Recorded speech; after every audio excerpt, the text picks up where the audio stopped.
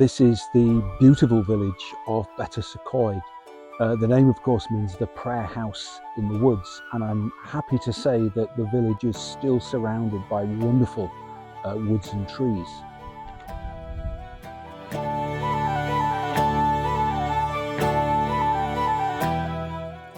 Though its origins are very old, the village grew in importance after 1815 when the highway was constructed between Holyhead and London following the Act of Union with Ireland.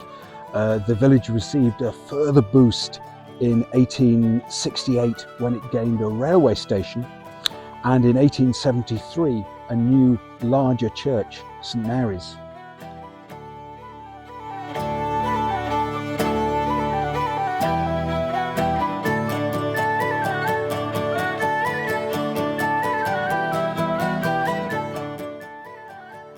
Today it serves as a gateway to the Eryri National Park. It bustles with tourists and has a vibrant hospitality and retail sector. The village's oldest building, St Michael's Church behind me, actually dates from the 14th century. It's now cared for by a voluntary group.